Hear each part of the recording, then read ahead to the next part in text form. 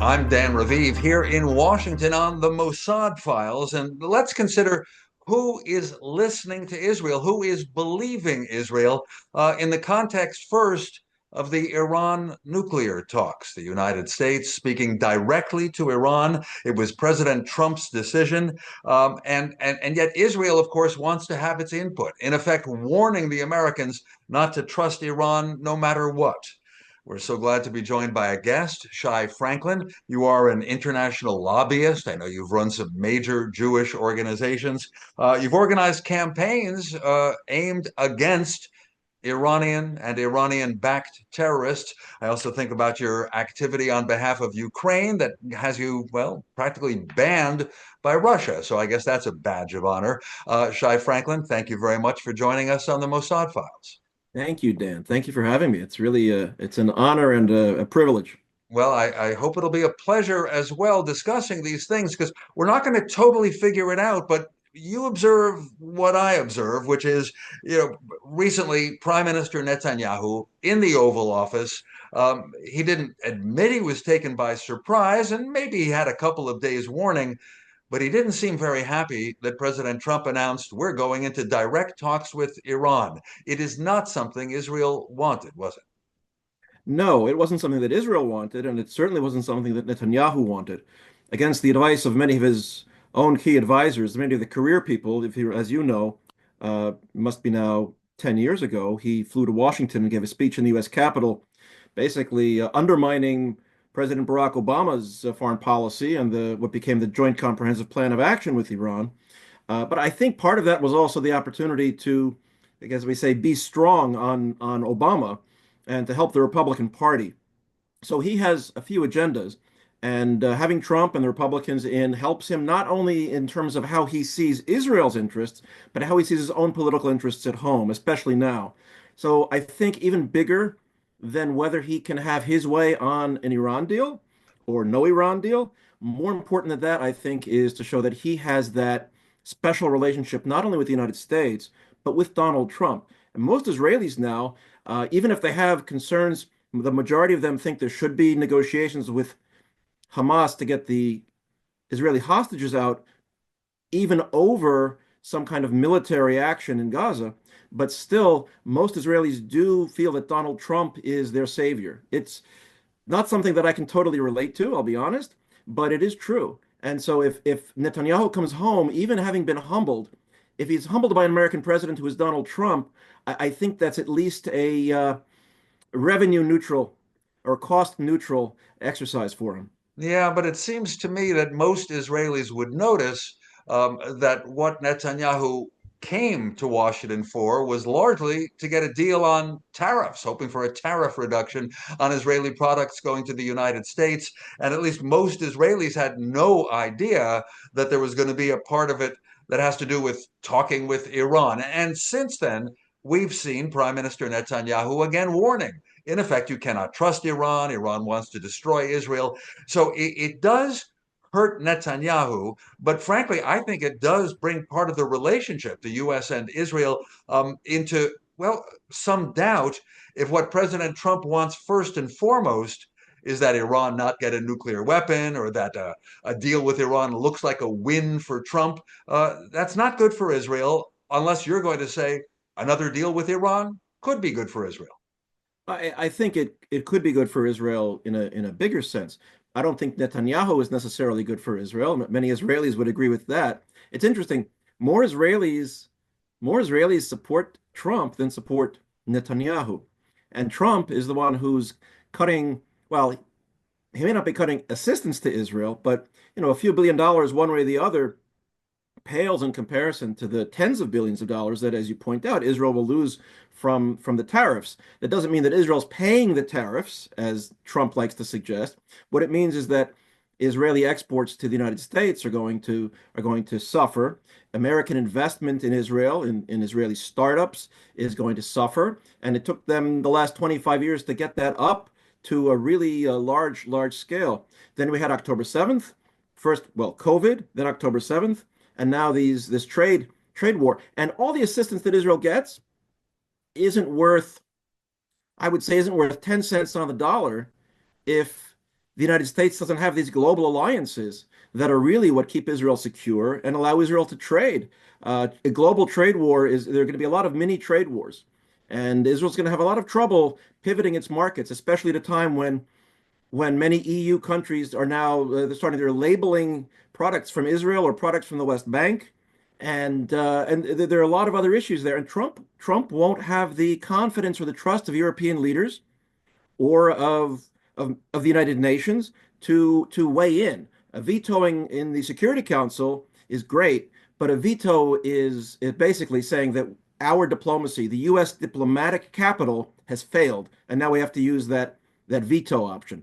So And in your none of that is good from Israel. experience, Shai Franklin, on various issues that you worked on, when the U.S. stood with Israel, that would be a good thing in most places. But I think you're suggesting that in much of the world, and I think of Western Europe especially, if the United States is not trusted right now, and Donald Trump appears to like Israel, frankly, it doesn't help Israel's case very much in some of those countries.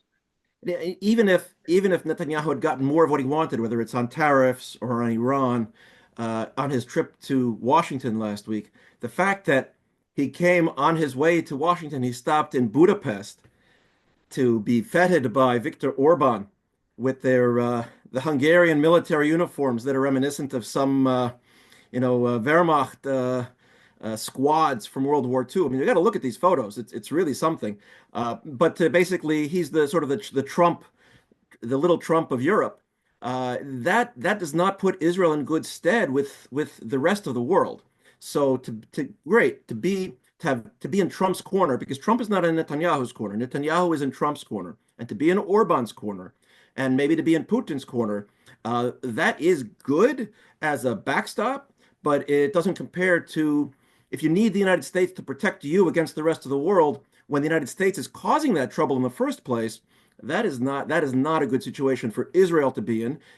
Whether it's good for Netanyahu politically or not, I'm not sure. It would have been a win for him to come back with the tariffs erased, especially since the real humiliation is that Israel is one of those countries that actually, a few countries that dropped all their tariffs right before Trump's deadline, and Trump still levied these reciprocal tariffs on Israel and on all these other countries. So yeah, Netanyahu has egg on his face. He's of course got trouble back home with the various legal issues, including his own criminal trial and his trying to fire the head of the Shin Bet, the Israeli security service.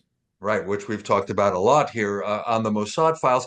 What about the issue that I raised at the beginning of our chat, which is credibility? I have a feeling that whether it's on Iran's nuclear program or terrorist threats all around the world, that Israel, if it had some information, sometimes slipped to foreign governments quietly under the table, not in public, Israel had high credibility, in part because the Mossad, as its foreign espionage agency, just seemed like it is such a success. Now, I know what happens behind the scenes can be quite different from what's up front. And I suspect, and maybe you do too, that the intelligence and security agencies of every country, France, Germany, even countries that are sometimes critical of Israel, I mean, they do believe Mossad information on terrorists, although you have to wonder that with Netanyahu in charge, that with a Gaza war underway, Israel wants to win the information case. It could well be that Israel's credibility has been dented as well. Definitely. And look, I mean, you literally wrote the book on the Mossad, one of the real books, most important books. But from my own perspective, look, this goes back to how many years ago was it now? 7 or 8 years ago, when Netanyahu produced this. He said they had found this. They had stolen these files from Iran that Well, that proved was incredible. years before. The Mossad got to a warehouse in Right. Tehran and stole Basically, truckloads. Yeah. and they were, first of all, it was the sources were questionable. The legitimacy was questionable of what they found, and even they claimed it proved was something we already knew. But he made it as though it was this big, like JFK with the pictures of the U-2, the U-2 photos of the Soviet missiles in Cuba, which actually was a smoking gun. There was no gun, there was no smoke. And of course, October 7th was a complete intelligence and military and leadership failure. which really has the only people who have answered for it are people under Netanyahu. And it took even that, it took a year and a half for the top people underneath him to leave. So for Israelis, he has very little credibility, but credibility is, I think, less important than it used to be here and in Israel. As long as Netanyahu can find new enemies and new opportunities, he can sort of keep jumping from ice flow to ice flow. And he doesn't know that he's going to get to shore, but he just keeps jumping. When Okay, it I got comes that. to I the got that. Mossad, though, yeah, I got that within Israeli politics. right. But when it comes to pro-Israel activities, both public and private, just being in favor of Israel, as we know, on campuses all across America and all across Europe and in other places, being pro-Israel is not popular. And I wonder, therefore, taking Israel's side, agreeing with Israel's analysis on anything is not as strong as it was when you were active in a lot of campaigns. I'm thinking of the 80s and the 90s. Right. And the Mossad's information is not as credible as it used to be. But also it's not just about what Israel's been doing, say, in Gaza, or Israel's, Netanyahu's judicial, let's call it anti-judicial campaign that predates October 7th. But it's also, I think, part of what brought Israel down in the 70s and 80s at the UN was not just what it was doing or not doing in the West Bank. It's it's that the United States was closely associated with the United States in this Cold War. And what Trump has done is he has reimposed, Netanyahu and Trump have reimposed this Cold War where it's us against them rather than some kind of global, facilitation. Interestingly, the Europeans do give Israel a long leash. Back with I think it was Operation Cast Lead, various efforts in Lebanon and Gaza, they do let Israel do a lot of stuff. And at the beginning, the response to October 7th, they gave Israel a bit of a long leash.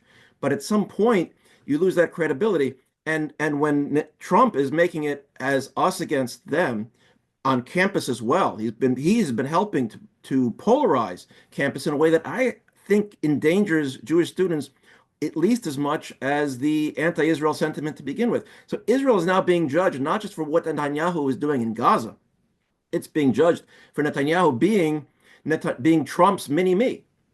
He's the first one that Trump received in the Oval Office from, I think, from the Middle East, and and Israel may be the only country that receives foreign aid. So we've got on the refugee side the only group that is now recognized as legitimate refugees to come into the United States are white South Africans. And the only country that receives foreign aid legitimately at full what Congress has appropriated is Israel. So Israel, in the 70s, Israel is associated by enemies of Israel, by critics, with apartheid South Africa. And here we are again. It's Israel and it's the Afrikaners. And I don't think that's a good look for Israel. Well, probably not a good look, but what are the facts, behind it? When you think about whether Israel is winning or losing, and I don't mean on the so-called seven front war, as Netanyahu calls it, but on the world stage, right? You expected sympathy on October 7th when well over 1,000 Israelis were massacred, more than 250 were kidnapped into Gaza, and there wasn't much sympathy. So who's winning or losing? There must be an anti-Zionist, anti-Israel campaign that was just ready to snap on October 7th. I actually think there was a lot of sympathy on October 7th. There was now, yes, the UN didn't put out a formal statement because you had to get agreement from various countries, including a lot of the Arab countries that Netanyahu claims to have these solid relationships with. But there was a lot of sympathy from the European Union. There was obviously sympathy from the United States, from both sides of the aisle. And remember, it was Joe Biden who was the first U.S. president to travel to a war zone, two war zones. He traveled to Ukraine during war and he traveled to Israel during war. He had more face time with the Israeli hostages than Netanyahu did. So I think there was a lot of outpouring of support. Now Netanyahu then, figured out a response into Gaza, and yeah, that's going to take a toll. But Netanyahu will say, "Oh, we are willing to make to sacrifice support from different countries to do what we need to do." So you can say that, but then to turn around and say, "How dare they criticize us when you take actions that you know are going to lead to that response, and then to say, see, the world is against us. I, the world is not quite against Israel. For all the stuff at the UN, Israel has not been sanctioned by the UN. Iran has been sanctioned. Syria has been sanctioned. Hungary has been sanctioned by the European Union. Israel has not been sanctioned by the European Union. That's an So interesting this, test, Shai, because Israel, of course, is consistently criticized in various statements from sure, the it's UN, criticized. especially the special rapporteur on Palestinian affairs. But criticized, you're saying no real strength in that. But what that does is that helps Netanyahu create this bunker mentality for Israelis that they have no choice. The worse things get for Israel's standing in the world, the more Israelis feel that their only option is Netanyahu, because he is that bunker mentality guy. The whole time that he was UN ambassador in the 1980s, the whole time he was prime minister, for most of the 30 years since Oslo, by the way. If we say Oslo failed, it wasn't Oslo, it was Netanyahu, because Oslo was ditched pretty early on. So all those years that Netanyahu was going to the UN, his speeches, his speeches were always about how we're defying the world is against us. It's Israel, the Holocaust, and we have to rely on ourselves. But Well, so well, if do they you have to think rely on themselves, they'll vote for Netanyahu. so? You keep bringing it back to Netanyahu, the longest serving prime minister in Israel, still prime minister. He has to call elections by October of next year. Polls indicate he wouldn't win, but frankly, the coalition system is so unusual in Israel and he's so good at it, he might continue as prime minister. We all know that.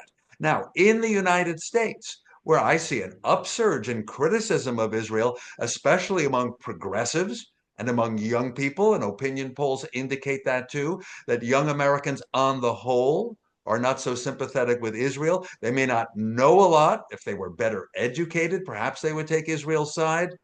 Perhaps.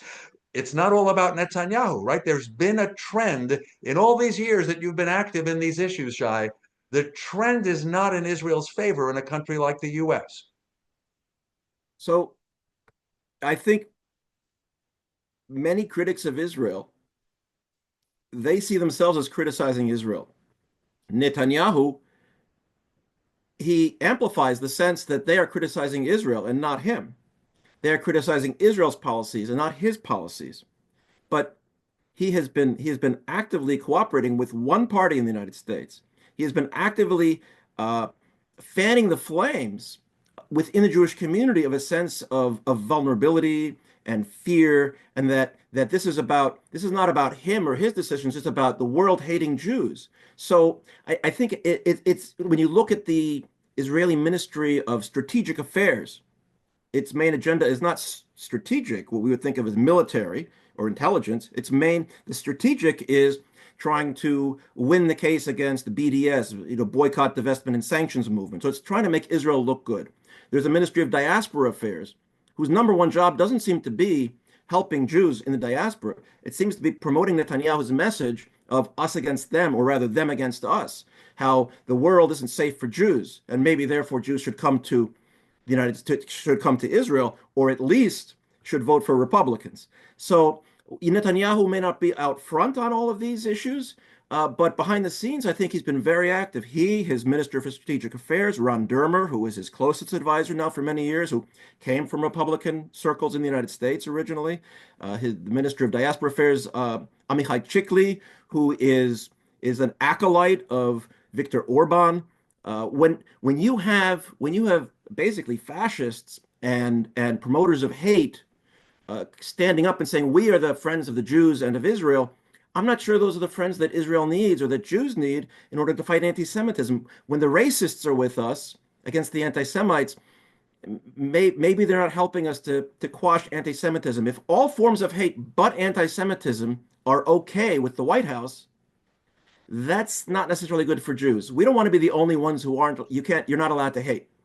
So I suppose what you're getting at, but I'm reading between the lines here, is if it were not Netanyahu and the Netanyahu message, us against them, and all the other aspects you mentioned, maybe Israel could recover its popularity, support, sympathy, even among progressives and young Americans. Also, I think it would be able to take some steps that may not lead to a full resolution of the Palestinian issue, but it would at least show that Israel is actually trying. And when the government of Israel effectively calls for the idea of settlements in Gaza as well as the West Bank, when you go way over the line of control into Syria, because you have an opportunity and you're just there to protect the gains from 67, when you are attacking Yemen, and talking about attacking Iran, that makes it more complicated. I'm not saying Israel shouldn't do what it's doing, but Netanyahu, as with the Mossad, Netanyahu has no credibility on these issues. And his government, the only credibility he has is that he is the most moderate member of his coalition. considering the extreme right-wing ministers. And Hey, and that's the by two, and that's by design. what do you mean by that? He brought in the parties that he wanted. To some extent he needed, but he needed them because of his own legal jeopardy, but also because he got them in to protect his legal situation from. I'm going to express a doubt. I think after the Okay. last Israeli election, he had to somehow scrape together a bare majority, and he would have sat with more, if you will, liberal parties willing to make concessions to the Palestinians, etc. But these right-wing ministers, these extreme right ministers, they fit right in numerically and encouraged his message. But we have no idea whether Bibi Netanyahu would try to have the Israel police and border guards act like they've been acting in the West Bank. Who knows if Netanyahu was in a government with more progressive ministers, right? We don't know. Well, he's letting the ministers do what they want Hmm. because Okay, now yes, he needs them. But if he were willing to back off on his attack on the judiciary, then if he were willing to have an independent inquiry on October 7th, there's certain concessions that he could make. He could get a few members in from hmm. from from outside his coalition who are right-wing members. Okay, departing from Israeli politics in our last 2 minutes, let's go back to the nuclear talks. First, what's been your impression of Trump having his wealthy buddy from New York, Steve Witkoff, who is now mediator, negotiator for all things on the Ukraine war and on well, just everything. Now Iran as well, of course, trying to get hostages out of Gaza. So Steve Witkoff, probably with all the goodwill in the world, but not expertise. And so he already had one session with Iran's foreign minister, who's been involved in these issues before that are highly technical. You have to know something about nuclear weapons. The second session, we're waiting for some readout from that, happening this weekend. So Steve Witkoff, what do you make of that? I mean, Trump obviously feels he has his trusted man on the scene, but Witkoff already said, "Oh, Iran could keep some nuclear enrichment. Oh, no, they can't do any." What do you think? Look, I'm old enough to remember when Trump said that the North American Free Trade Agreement was a bad deal, and he threatened all kinds of sanctions and tariffs against Mexico and Canada. They renegotiated a new deal, which looked a lot like the old NAFTA, the The the Mexico-Canada-American U.S. agreement. Mexico Canada agreement, Yeah, which is not too different from NAFTA, right? right. After all that. And so, in other cases too, remember, he's very good at saying, "Oh, this company they committed to open a plant in Iowa, or they're going to open a manufacturing in Milwaukee, or just random things," which never happens. So I wouldn't be surprised if what comes out of this, since I would say perhaps the two most sophisticated governments out there, regimes, let's call them, are in terms of diplomacy and technical loopholes, are Russia and Iran. So he'll come out, and Trump will say, "We got an agreement. It's going to do wonderful things." You look at the details, it's basically the same as what we would have had before, like the Joint Comprehensive Plan of Action that President Obama negotiated with the involvement of China and Russia from the Security Council, as well as the United Kingdom and France from the Security Council, and Germany from the European Union. So basically, the whole world was on board. We had international institutions like the International Atomic Energy Agency and then the UN Security Council that were verifying it, and the Israeli High Command said that yes, it is being Iran is upholding its end of the agreement to stop its nuclear weapons. What was the problem with the JCPOA, though? Which Trump took us out of, and which I think began the road to October 7th. Well, But that it was Obama's deal, and Trump didn't care for it. But and never and no, mind. but Netanyahu's argument against it was that it didn't include ballistic missiles, It didn't cover ballistic missiles, and it wasn't going to stop Iran's regional adventurism in places like Syria and Gaza. And so what Trump is going to come out with is probably the same deal. It won't include ballistic missiles because Iran is not willing to concede on that. It'll include some uranium enrichment, which the original JCPOA didn't have. But I think the facts just don't matter. Trump can say, I did a deal. Witkoff will say, I did a deal. The supreme ruler, Ayatollah Khamenei, will say, yes, we did a deal. And then he'll snicker while he stirs his tea. So, which I know he actually does. So, so I think Israel will not be more secure. I'm not sure it'll be less secure, but Netanyahu won't get to do an attack on Iran, which I don't think would work anyway. And I don't think the Israeli high command thinks it would work anyway. The Israeli high command also doesn't think it's necessary. They've judged Iran to be a rational actor in the sense that they will never be stupid enough to launch unconventional weapons at Israel because they know that they'll be destroyed. And just bounce off the news headline that Saudi Arabia and the U.S. may be getting close to the U.S. saying, okay, Saudi can have nuclear power, nuclear research. The U.S. will help. The Energy Secretary Chris Wright has been in Saudi Arabia setting up President Trump's visit to that country next month. And Saudi wants nuclear power. I know they have oil and sunshine, but they say they want nuclear power, obviously try to counter Iran. Yeah, that is, if in the best case, let's say we had the best negotiators and the best terms and the best allies on our side, and we're negotiating with Iran to get rid of their peaceful nuclear program, as they call it.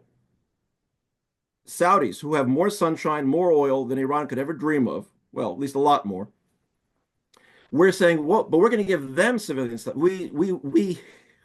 We trust the Saudis. And so we're saying we don't want a nuclear Middle East, but we're giving the Saudis some nuclear stuff, the only reason they could have it is, well, for two reasons. One is status, and the other is so that they could move for nuclear weapons. So we could say, we're putting pressure on Iran. But what's, I think, most important to understand about Iran is that each country has its own way of reacting. And the Iranians have a very strong sense of, well, two things. One is a sense of superiority, but also a sense of vulnerability. And with everything that's gone on in the last 6 months, let's say, with Hezbollah in Lebanon, Hamas in Gaza, Yemen, the Houthis are now, under the gun, literally, and Syria, right? Plus more of the Islamic Revolutionary Guard leadership have been taken out by the Israelis.